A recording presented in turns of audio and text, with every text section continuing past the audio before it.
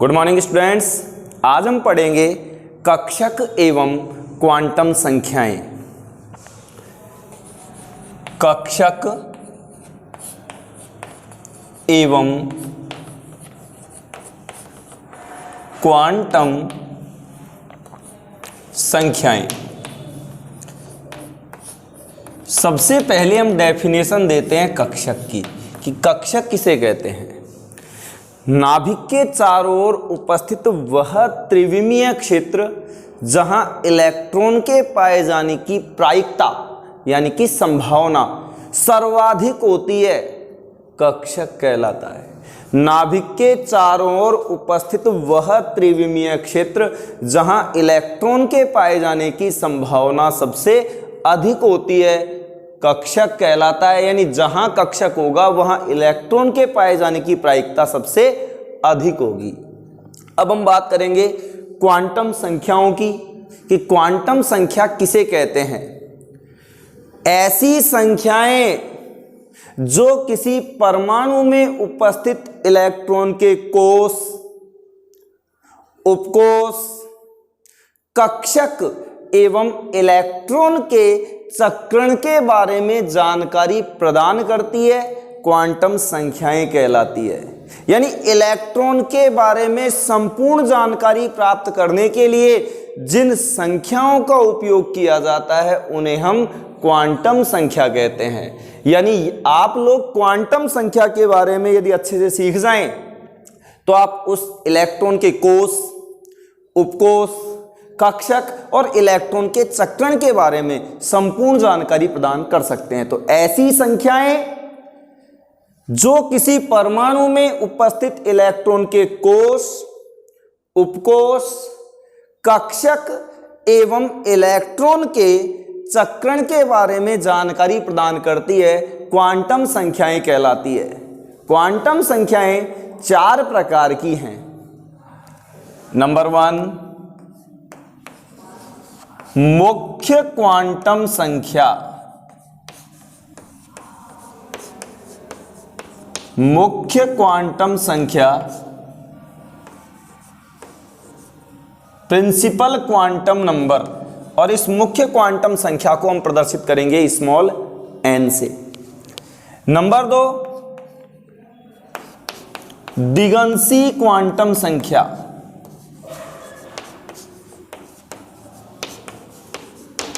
Azimuthal quantum number, दिगंशी quantum संख्या को हम प्रदर्शित करेंगे स्मॉल l से। नंबर 3, चुंबकीय क्वांटम संख्या।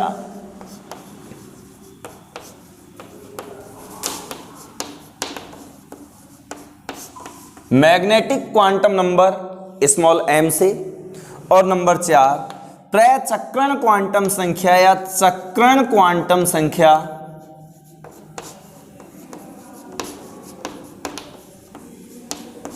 स्पिन क्वांटम नंबर, तो इसे हम प्रदर्शित करेंगे स्मॉल s से।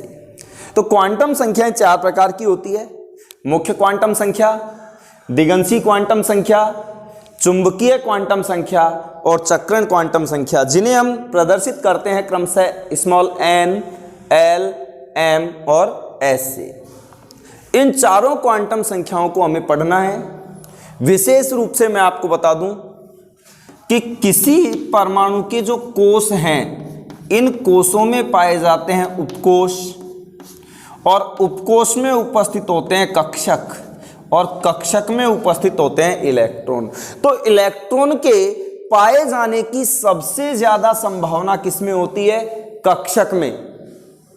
तो मैंने परिभाषा आपको बताई थी कि नाभिक के चारों ओर उपस्थित वह त्रिविमीय क्षेत्र जहां इलेक्ट्रॉन के पाए जाने की प्रायिकता सबसे अधिक होती है, कक्षक कहलाता है। तो इतना सा आप ध्यान रखना कि कोष में उपस्थित होते हैं उपकोष, उपकोष में कक्षक और कक्षक में पाए जाते हैं इलेक्ट्रॉन।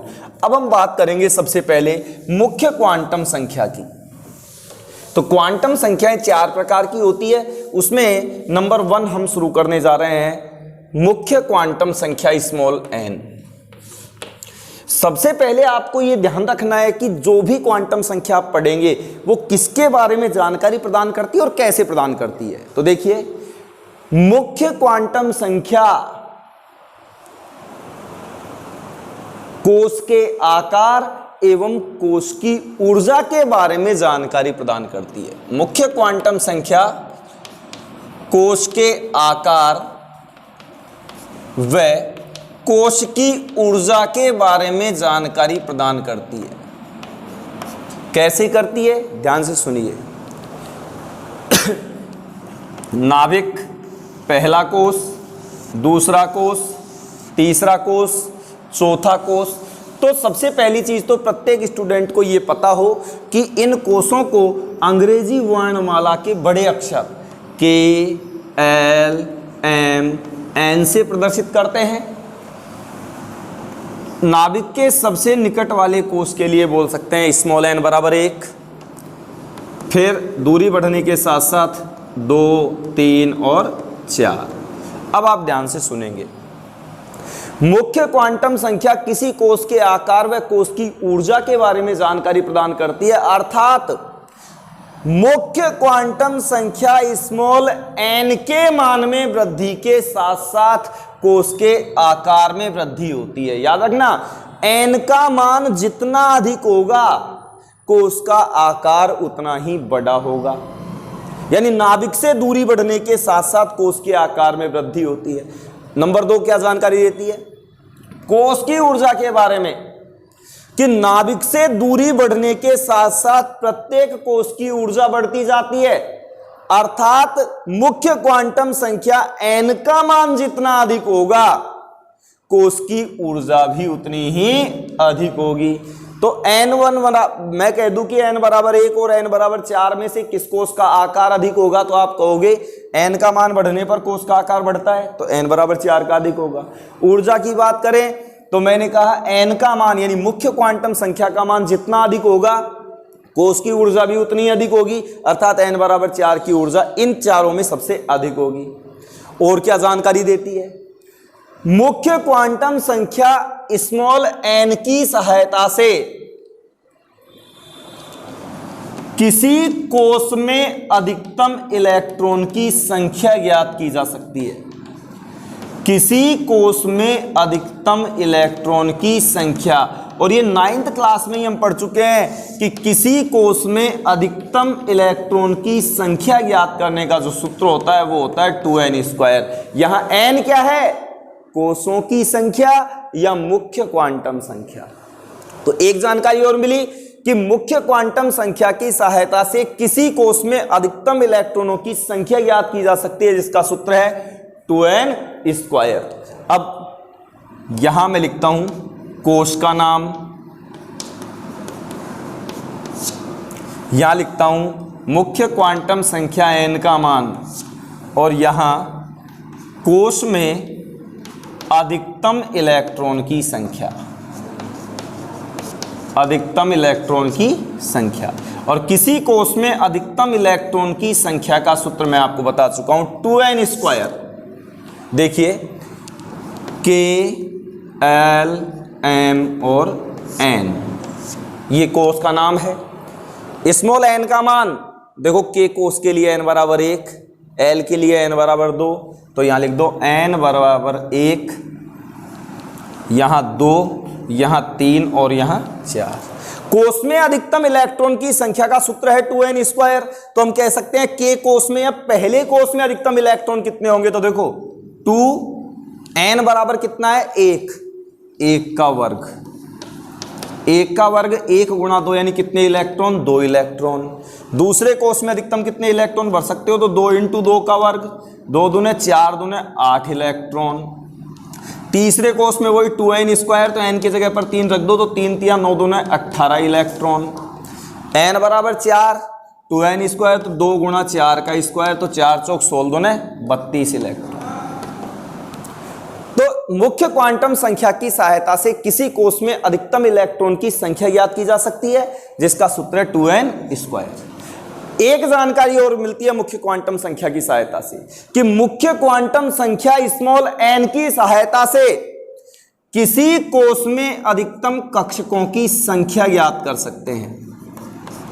जो आगे पढ़ेंगे, लेकिन अभी बता देता हूं मैं, किसी कोष में अधिकतम कक्षकों की संख्या और किसी कोष में अधिकतम कक्षकों की संख्या, क्योंकि मैंने आपको बताया था कोष में होते हैं उपकोष और उपकोष में होते हैं कक्षक, तो किसी कोष में अधिकतम कक्षकों की संख्या ज्ञात करने का सूत्र है n स्क्वायर, यानी कि कोष की संख्या के वर्ग के बराबर। यानी पहले कोष में एक कक्षक, दूसरे कोष में 4 कक्षक, मैं सिद्ध करूंगा आगे, 2 का वर्ग, तीसरे कोष में 9 कक्षक, 3 तिया 9, और चौथे कोष में 4 चौक 16 कक्षक उपस्थित होंगे।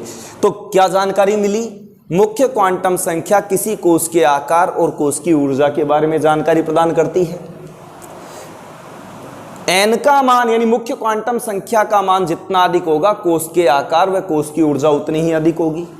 तीसरी जानकारी, मुख्य क्वांटम संख्या n की सहायता से किसी कोष में अधिकतम इलेक्ट्रॉन की संख्या ज्ञात कर सकते हैं 2n स्क्वायर से।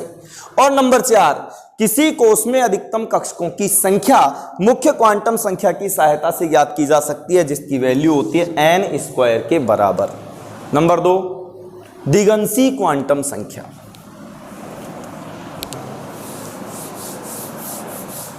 दूसरी क्वांटम संख्या हम लेंगे दिगंशी क्वांटम संख्या।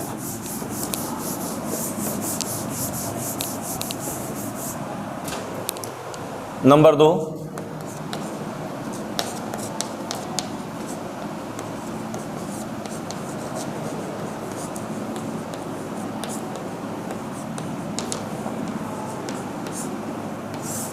दिगंशी क्वांटम संख्या को हम प्रदर्शित करेंगे स्मॉल l से, और इसका इंग्लिश टर्म है azimuthal quantum number, AZIMUTHAL, azimuthal quantum number.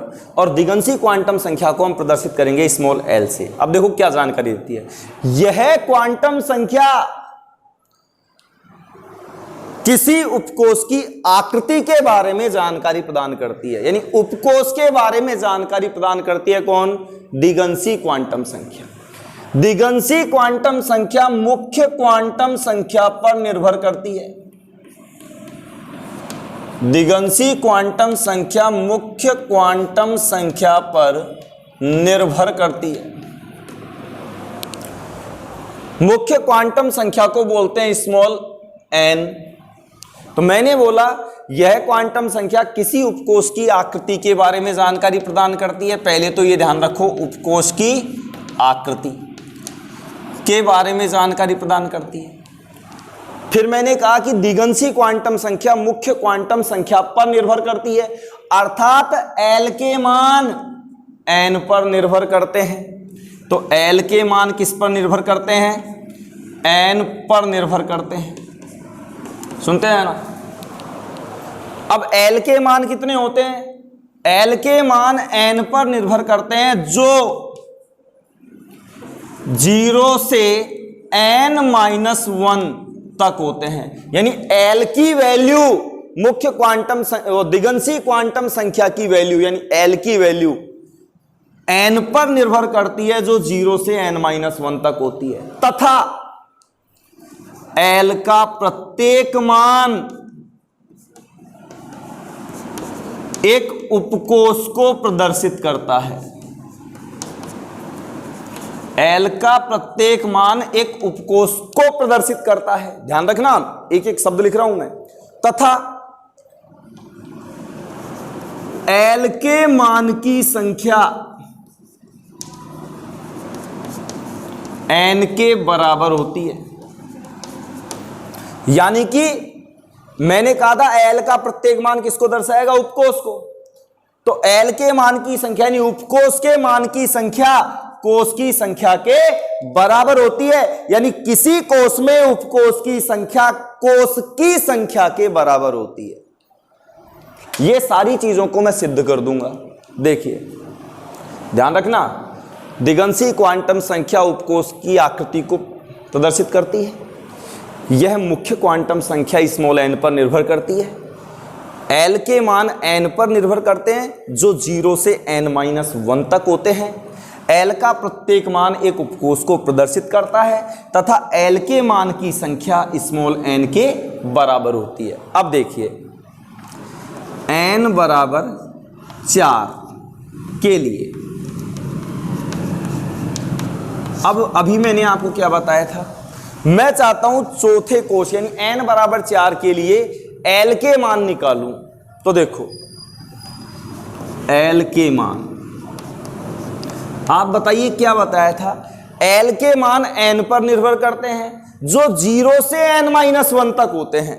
तो L के मान होंगे 0 से n-1 यानी कि 4-1 तक। तो L के मान क्या हुए देखते जाओ, 0, 1, 2 और 3। 4-1 मतलब कितना हुआ 3, तो 0 से 3 यानी 0, 1, 2, 3। अब बारी आई उपकोष का प्रतीक। बताओ, मैंने कहा था L का प्रत्येक मान एक उपकोष को प्रदर्शित करता है। तो बताओ L के मान यानी उपकोष को प्रदर्शित करेगा और उपकोष का नाम होगा S, P, D और F। ये L के मान है और ये उपकोष का प्रतीक है। तो अब आप बताइए चौथे कोष में कितने उपकोष हुए, 4, 1, 2, 3 और 4। क्या कहा था मैंने, L के मान की संख्या N के मान के बराबर होती है। तो देख लो L के मानों की जो संख्या है N के मान के बराबर है। गिन लो 1, 2, 3 और 4। 0 विद इंक्लूड है, 0 भी इंक्लूड है। अब 0 इंक्लूड है तो आप बताओ L के मान कितने मिले, 4 और N का मान भी कितना है, 4। तो L के मानों की संख्या N के मान के बराबर होती है। तो ये रही अपनी कौन सी क्वांटम संख्या, दिगंशी क्वांटम संख्या। जैसे मैं बोलूं n बराबर 3 के लिए तो L के मान क्या होंगे, 0 से 3-1 तक यानी 0 से 2। 0 से 2 का मतलब S, P और D। कितने हुए उपकोष, 3। बताओ तीसरे कोष में 3 उपकोष। तो किसी कोष में उपकोष की संख्या कोष की संख्या के बराबर होती है। ये S, P, D और F वर्ड कहां से लिए गए हैं, ध्यान रखना। S शार्प तीक्ष्ण से लिया गया है, SHARP। P प्रिंसिपल यानी मुख्य से लिया गया है। D डिफ्यूज्ड, और डिफ्यूज्ड मतलब विसरित, विसरित, वहां से D लिया गया है। और F फंडामेंटल यानी कि F मूल, उस फंडामेंटल से F को उठाया गया है। अब आपसे क्वेश्चन कर लिया जाए N के किस मान के लिए G उपकोष अनुमत होगा, तो देखो S, P, D, F, अगला आएगा G, स्मॉल g। N के किस मान के लिए G उपकोष अनुमत होगा, तो आप बताओ, यहां कर दें n बराबर 5 तो L के मान हो जाएगा 0 से 5-1 यानी 0 से 4 तक। तब लिखोगे S, P, D, F और G। तो n बराबर 5 के लिए G उपकोष अनुमत होगा। अब हम बात करते हैं कौन सी तीसरी आई, चुंबकीय क्वांटम संख्या की। चुंबकीय क्वांटम संख्या मैग्नेटिक क्वांटम नंबर, और इस चुंबकीय क्वांटम संख्या को हम प्रदर्शित करेंगे स्मॉल m से। तो नंबर 3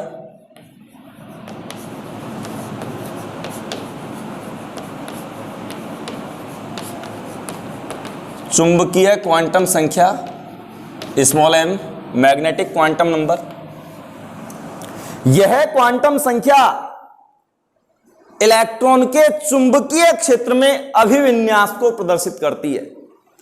यह क्वांटम संख्या चुंबकीय क्षेत्र में इलेक्ट्रॉन के अभिविन्यास को प्रदर्शित करती है तथा कक्षकों के बारे में जानकारी प्रदान करती है। तो चुंबकीय क्वांटम संख्या किसके बारे में जानकारी प्रदान करेगी, कक्षक के बारे में जानकारी प्रदान करेगी। चुंबकीय क्वांटम संख्या दिगंशी क्वांटम संख्या पर निर्भर करती है, अर्थात m के मान L पर निर्भर करते हैं। याद रखना, चुंबकीय क्वांटम संख्या के मान दिगंशी क्वांटम संख्या पर निर्भर करते हैं, अर्थात m के मान L पर निर्भर करते हैं, जो -L से +L तक होते हैं। विद इंक्लूडिंग जीरो, जिसमें जीरो भी सम्मिलित है। तो m के मान कहां से कहां तक होते हैं? -l से +l तक, जिसमें जीरो भी सम्मिलित है। और m का प्रत्येक मान एक कक्षक को प्रदर्शित करेगा, चाहे वो जीरो ही क्यों न हो। m का प्रत्येक मान किसको प्रदर्शित करेगा? एक कक्षक को, चाहे वो जीरो ही क्यों ना हो। यानी जब भी आपको स्मॉल m की वैल्यू निकालनी है, -l, 0 और +l तक आप निकाल सकते हैं। देखिए हम कैलकुलेट करते हैं। जैसे मान लीजिए m के मान निकालने हैं, s उपकोष, आप बताइए s उपकोष के लिए l का मान क्या होगा? तो मैंने अभी आपको बताया था 0 1 2 3 SPDF। आप बताओ s उपकोष के लिए l का मान क्या होगा? 0। तो s उपकोष है तो l का मान क्या हुआ? 0। अब इसके लिए s उपकोष के लिए l की वैल्यू तो निकाल ली, अब हमको निकालनी है m की वैल्यू। m की वैल्यू होती है -l से +l तक विद इंक्लूडिंग जीरो। l का मान है 0, यानी -0, 0 और +0, यानी डायरेक्ट बोल दो m का मान क्या हुआ? 0। और m का मान 0 हुआ, इसका मतलब क्या हुआ? मैंने कहा था कि -l 0 से +l तक स्मॉल m की वैल्यू होती है। m का प्रत्येक मान एक कक्षक को प्रदर्शित करता है, चाहे वो 0 ही क्यों न हो। इसका मतलब ये किसको दर्शाएगा? एक कक्षक को। तो कह सकते हैं s उपकोष में कक्षकों की संख्या कितनी होगी? एक कक्षक उपस्थित होगा। तो s उपकोष में एक कक्षक होगा। आगे चलिए, p उपकोष। अब हम बात करें p उपकोष की, तो p उपकोष के लिए l की वैल्यू कितनी होगी? p उपकोष के लिए l का मान क्या होगा? 1। तो m के मान क्या होंगे? m के मान होंगे -l से +l तक विद इंक्लूडिंग जीरो, यानी कि -1, 0 और +1। इसका मतलब m का प्रत्येक मान किसको दर्शाएगा? एक कक्षक को। तो कन्फर्म है p उपकोष में कितने कक्षक उपस्थित होंगे? 3 कक्षक उपस्थित होंगे, -1, 0 और +1। और उन तीनों कक्षकों के नाम मैं बता देता हूं, px, py और pz, जो आप आगे पढ़ेंगे। तो कंफर्म हो गया p उपकोष में कितने कक्षक होते हैं? 3 कक्षक, px, py और pz। अब हम बात करते हैं d उपकोष की। d उपकोष के लिए सबसे पहले l का मान बताओ। l का मान कितना हो जाएगा? 2, ये 2। अब निकालनी है हमको m के मान। m के मान आपको तरीका बता रखा है m के मान निकालने का, -l से +l तक विद इंक्लूडिंग जीरो। क्या होगा? -2, -1, 0, +1, +2। अब बताओ d उपकोष के लिए m के कितने मान मिले? 5। इसका मतलब हम कह सकते हैं कि d उपकोष में कुल कितने कक्षक होंगे? 5। और वो 5 कक्षक कौन कौन से हैं? याद रखना, dxy, dyz, dxz, dx square, y square and dz square. तो p उपकोष में 3 कक्षक होते हैं और d उपकोष में 5 कक्षक होते हैं। अब बारी आई f उपकोष की। देखो f उपकोष के लिए l का मान क्या होगा? f उपकोष के लिए l का मान 3। तो m के मान क्या होंगे? अब तो हर कोई निकाल सकता है, -3, -2, -1, 0, +1, +2, +3। कंफर्म हो गया कि f उपकोष में कुल कक्षकों की संख्या कितनी होगी? 7। तो आज से याद रखिएगा कि चुंबकीय क्वांटम संख्या दिगंशी क्वांटम संख्या पर निर्भर करती है, जो -l से +l तक इसके मान होते हैं, जिसमें जीरो भी सम्मिलित होती है। अब बारी आई हमारे चुंबकीय क्वांटम संख्या की, बाद में चक्रण क्वांटम संख्या। लेकिन उससे पहले मैं एक सूत्र और बताता हूं कि किसी उपकोष में अधिकतम कक्षकों की संख्या हम किस सूत्र से ज्ञात कर सकते हैं? किसी उपकोष में अधिकतम कक्षकों की संख्या कितनी होगी? तो याद रखिएगा, किसी उपकोष में अधिकतम कक्षकों की संख्या, किसी उपकोष में अधिकतम कक्षकों की संख्या का सूत्र है 2l + 1। l क्या है यहां? दिगंशी क्वांटम संख्या। इसी प्रकार किसी उपकोष में अधिकतम इलेक्ट्रॉन की संख्या का सूत्र क्या होता है? तो इसको भी याद रखना, 2 × 2l + 1। यानी जो हमने पढ़ी है पीछे दिगंशी क्वांटम संख्या की सहायता से किसी उपकोष में अधिकतम कक्षकों की संख्या और किसी उपकोष में अधिकतम इलेक्ट्रॉनों की संख्या भी ज्ञात की जा सकती है। जैसे p उपकोष में अधिकतम कितने कक्षक होंगे? तो देखना, देखो s p d f 0 1 2 3 कक्षकों की संख्या का सूत्र है 2l + 1। तो 2 × p उपकोष के लिए l का मान कितना होता है? 1 + 1, 2 एकम 2 रेख 3। आप बताइए, मैंने अभी थोड़ी देर पहले चुंबकीय क्वांटम संख्या में बताया कि p उपकोष में 3 कक्षक होते हैं, px, py और pz। इसी प्रकार से p उपकोष में अधिकतम इलेक्ट्रॉन कितने होंगे? तो p उपकोष में अधिकतम इलेक्ट्रॉन देखो, ये तो कक्षक हो गए। अब अधिकतम इलेक्ट्रॉन सूत्र क्या है? 2 × 2l + 1। बताओ p उपकोष के लिए l का मान कितना होता है? 1 + 1, 2 एकम 2 रेख 3 दूने 6 इलेक्ट्रॉन। तो आज से याद रखिए, किसी उपकोष में अधिकतम कक्षकों की संख्या 2l + 1 और किसी उपकोष में अधिकतम इलेक्ट्रॉन की संख्या 2 × 2l + 1 से ज्ञात की जा सकती है। और लास्ट वन, छोटी सी क्वांटम संख्या है, वो है चक्रण क्वांटम संख्या, स्पिन क्वांटम नंबर, जिसे हम प्रदर्शित करेंगे स्मॉल s से। तो नंबर 4 चक्रण क्वांटम संख्या, और चक्रण क्वांटम संख्या को हम प्रदर्शित करेंगे स्मॉल s से, जिसको इंग्लिश में बोला जाता है स्पिन क्वांटम नंबर। यह क्वांटम संख्या इलेक्ट्रॉन के अपने अक्ष पर चक्रण को प्रदर्शित करती है। चक्रण क्वांटम संख्या इलेक्ट्रॉन के अपने अक्ष पर चक्रण को प्रदर्शित करती है। और इलेक्ट्रॉन का चक्रण 2 प्रकार का होता है, दक्षिणावर्त चक्रण और नंबर 2 वामावर्त चक्रण।